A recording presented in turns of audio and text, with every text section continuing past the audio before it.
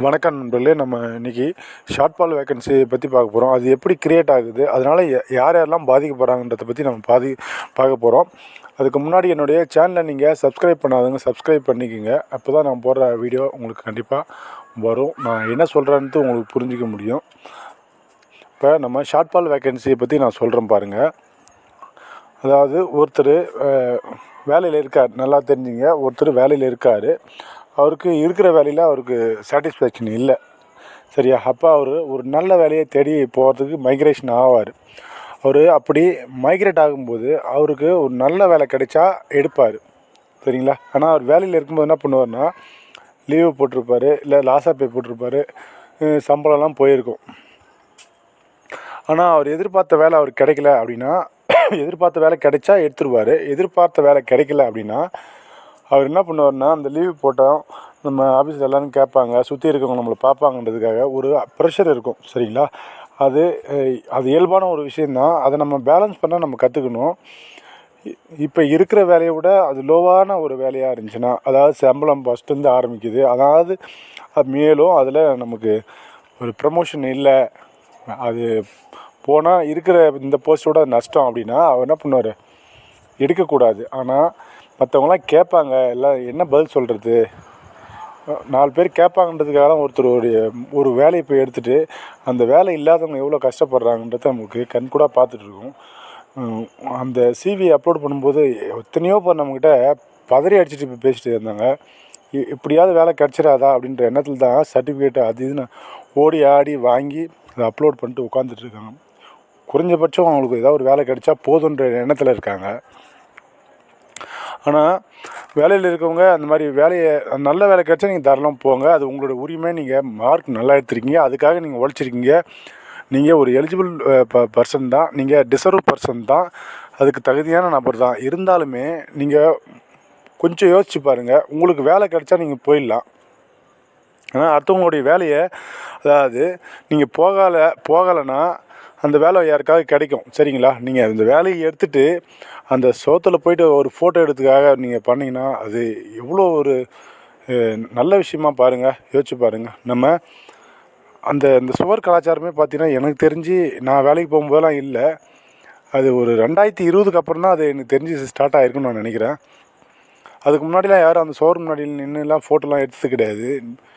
நல்லா 2-3 டைம் போயிருக்கேன், ஆனால் அது மாதிரி எடுத்தது கிடையாது. லாஸ்ட்டாக நான் அந்த குரூப் 2வில் கூட பார்த்திங்கன்னா நான் எதிர்பார்த்த வேலை கிடைக்கல, சென்னையில் தான் கிடைக்கிற மாதிரி இருந்துச்சு. எனக்கு பசங்க 3 பசங்க இருக்காங்க, அதனால் என்னால் போக முடியாது, எனக்கு நல்லாவே தெரியும். என் கூட வந்தவன் அவனும் மேரிடு தான், அவனும் நல்ல ஒரு வேலையில் தான் இருக்கான். சொன்னேன், டேய் வேணாண்டா அப்படின்னு நான் சொன்னேன். ஆனால் அவன் சொன்ன ஒரே ஒரு விஷயந்தான், சார் நான் 2019 வேலைக்கு போகும்போது நான் இந்த சோத்துக்கு முன்னாடி இன்னும் ஃபோட்டோ எடுக்கலை, இப்போ இந்த முறை எடுத்தால் கொஞ்சம் வீட்டில் பெருமையாக இருக்கும் அப்படின்றான். நான் சொன்னேன் அவன்கிட்ட, இதில் என்னடா பெருமை, ஒரு யாருக்கோ இல்லாத ஒருத்தருக்கு ஒரு வேலை கிடைக்கும்ல, இது ஏன் இப்படி பண்ணுற அப்படின்னு நான் கேட்கும்போது, அதுக்கப்புறம் அவனால் பேச முடியல, நானும் அப்படி பேசலை, விட்டுட்டேன். ரெண்டாவது நமக்கு தெரிஞ்சவன் தான், பட் ஆனால் நமக்கு என்ன உரிமை இருக்குது, சரி நம்ம இவன்கிட்ட போய் என்ன கேட்குறது அப்படின்னு நான் அதான் சொல்கிறேன், ஒரு காமனாக சொல்கிறேன். இது நீங்கள் புரிஞ்சுக்குங்க. இப்போ அந்த வேலையை எடுத்துகிட்டு அவன் போகவே இல்லை, அதுதான் பெரிய கொடுமை. யாருக்காவது ரொம்ப லீஸ்ட்டில் இருக்கிறவங்க யாருக்காவது கிடச்சா போதும் அப்படின்ற நினைக்கிறவங்க கண்டிப்பாக போயிருப்பாங்க. இதுக்கே சென்னை போகவே மாட்டான், சென்னையில் தான் கிடச்சிது. இப்போ நானுமே போயிட்டு வேணான்ட்டு வந்துட்டேன். நானும் அவனும் தான் ஒன்றா போனோம், ஆனால் வந்துட்டோம். இதை எதுக்கு நான் சொல்கிறேன்னா, இந்த வேலை எடுக்கிறதுனால ஒன்றும் பெருசாக இப்படி பயங்கரமாக செல்வாக்கெல்லாம் ஆகிட போகிறதுக்கு. நான் கிட்டத்தட்ட ஒரு 20 வயசில் வேலைக்கு போனேன். ரொம்ப நாளாக வேலை பார்த்துட்டு தான் இருக்கேன். ஒன்றும் பெருசாக என் வாழ்க்கையில் பெருசாக டெவலப்லாம் ஒன்றும் கிடையாது. சம்பாதிக்கிறேன், சாப்பிட்றேன், போகிறேன், வரேன், அவ்வளோதான். இப்படி தான் போயிட்டுருக்குது, சரிங்களா? நீங்கள் இன்னொன்று சொல்லலாம், ஒரு நல்ல துறை எடுத்து நல்லா பயங்கரமாக நம்ம குறுக்கு வழியில் போனாலும் சரி, ஒரு கெட்ட வழியில் போனாலும் சரி, நம்மளுக்கு என்றைக்குமே நமக்கு ஒரு மன நிம்மதியாகவோ படபடப்பு இல்லாமலோ இருக்கவே முடியாது.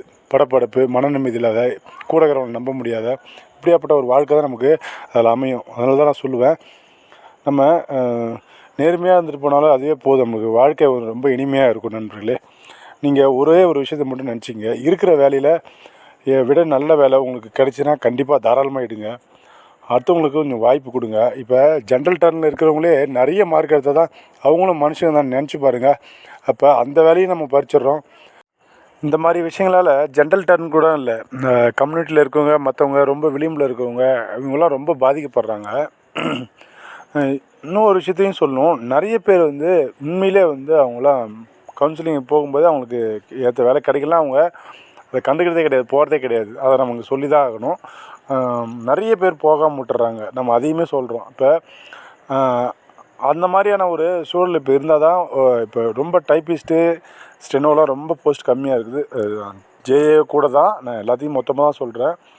ஆனால் இது எல்லாத்தையும் பேலன்ஸ் பண்ணக்கூடிய ஒரு விஷயம் என்னென்னா, வேலையில் இருக்கவங்க கிட்டத்தட்ட ஒரு 200 பேர்கிட்ட போஸ்டிங் எடுக்கிறாங்க அப்படின்னா, அவங்க வேலைக்கு போகிற மாதிரி இருந்தால் தாராளமாக நீங்கள் போங்க. அப்படி இல்லாட்டா தயவுசெய்து மற்றவங்களுக்கு ஒரு வழி விடுங்க. அதாவது நான் சொல்லுவேன்ல, நம்ம வழக்கமாக சொல்லுவோம், வாழ வீடு, அந்த மாதிரி தான். இந்த மாதிரியான ஒரு தாட்டை நீங்கள் வச்சுங்க. இது நான் ஒரு ரெக்வஸ்ட்டாக சொல்கிறேன். யாரையும் வந்து ஏதாவது ஹர்ட் பண்ணணும் அப்படின்லாம் எனக்கு எண்ணம் கிடையாது. எனக்கு சொல்லணும்னு தோணுச்சு, காமனாக சொல்கிறேன். ரொம்ப போஸ்டிங் இந்த முறை ரொம்ப கம்மி. இப்போ இந்த மாதிரியான ஒரு சின்ன சின்ன விஷயங்கள் நம்ம சரி பண்ணால் யாரோடைய வாழ்க்கையிலையாவது நம்ம ஒரு ஒளி ஏற்றி வச்ச மாதிரி இருக்கும். அதை நம்ம புரிஞ்சுக்கணும். கண்டிப்பாக நம்ம யாருக்கு வேணாலும் தெரியாமல் போகலாம். நம்ம கவுன்சிலிங் போகாதனால மற்றவங்களுக்கு கூட தெரியாமல் போகலாம். நம்ம யாருன்னு தெரியாமல் போகலாம், நம்ம விட்டு கொடுத்தது தெரியாமல் போகலாம். ஆனால் நிச்சயமாக வந்து நமக்கு கடவுளுக்குன்னு கண்டிப்பாக தெரியும். நம்ம கடவுள் நம்பிக்கை இருக்கிறவங்க சொல்கிறேன். இல்லாட்டா நம்மளுடைய நல்ல சிந்தனைகள், நல்ல எண்ணங்கள் நம்மளை நல்லபடியாக வாழ வைக்கும், அவ்வளோதான். அந்த சுவர் வந்து பார்த்திங்கன்னா பல பேருடைய கனவாக இருக்குது, லட்சியமாக இருக்குது. இதில் இன்னொரு விஷயம் என்னென்னா, இந்த மாதிரியான க்ரியேட்டிவிட்டி அதிகமாகிறது பார்த்திங்கன்னா, அந்த யூடியூப் சேனலில் நிறைய பேர் வந்து பறக்கிற மாதிரி, தாவி குதிக்கிற மாதிரி, பல்ட்டி அடிக்கிற மாதிரி, back roll, front roll, frog jump, இந்த எல்லா வேலையும் செஞ்சதுனால தான் மாணவர்களுக்கு ஒரு நெருக்கடி ஏற்படுத்தி அதை போய் அந்த ஃபோட்டோ எடுக்க வச்சு அவங்கள போஸ்ட் பண்ணும்போது மற்றவங்களுக்கு வேலை இல்லாமல் ஒரு விஷயம் மாறிடுது. அது சரிங்களா? இதை வந்து இதை அவாய்ட் பண்ணணும்னு நான் சொல்லலை, இதுதான் காரணம்னு நான் சொல்ல வரேன். சரிங்களா? அது அவங்களுடைய தனிப்பட்ட விருப்பங்கள், அது வந்து நம்ம எதுவும் சொல்ல முடியாது. ஏன்னா அவங்க உழைக்கிறாங்க, அவங்க படிக்கிறாங்க, அதனால் அவங்க அச்சீவ்மெண்ட் பண்ணுறாங்க, போய் ஃபோட்டோ எடுத்துக்கிறாங்க. ஆனால் இதுக்கான காரணம் பார்த்திங்கன்னா இதுதான். இப்போ நான்லாம் பார்த்திங்கன்னா ஒன்றும் பெருசாக சாதிக்கலாம் இல்லை நண்பர்களே. எனக்கு அப்பா அம்மா கூட ஒரு நல்ல ஒரு விஷயத்தையோ அவங்களுடைய நினச்ச மாதிரியே அவங்கள நான் வாழ வைக்கல. ஆனால் இருந்தாலுமே எங்கள் வீட்டில் எந்த குறையும் இல்லாமல் இருக்கும், அவ்வளோதான். எங்கள் பசங்களை நல்லா படிக்க வைக்கிறேன், என்னால் முடிஞ்ச வரைக்கும் நான் பார்த்துக்கிறேன், அவ்வளோதான். ஒருத்தனுடைய ஒரு குரூப் 4 போகிறவனுடைய வாழ்க்கை இப்படி தான் இருக்கும். சரிங்களா? பெருசாக இன்னும் பயங்கரமாக அவர் இன்னும் செட்டில் ஆகிறதோ இல்லை பெரிய லெவலில் கார் பங்களாவோ வாங்க போகிறது கிடையாது. நீங்கள் இதெல்லாம் மனசில் வச்சிங்க. இப்போ நீங்கள் வேலையில் இருக்க உங்களுக்கே தெரியும். அப்போ ஒரு ரெக்வஸ்ட் தான் நான் இதை வந்து மீண்டும் நான் சொல்கிறேன். யாரையும் கஷ்டப்படுத்தணும்லாம் சொல்லலை, இருக்கிற போஸ்டிங் ரொம்ப குறைவாக இருக்குது, அதனால் நான் சொல்கிறேன். சொல்லணும்னு தோணுச்சு, சொல்லிட்டேன். தப்பாக எதாவது பேசினா என்னை மன்னிச்சுங்க. நன்றி நண்பர்களே. நம்ம அடுத்த வீடியோவில் சந்திக்கலாம்.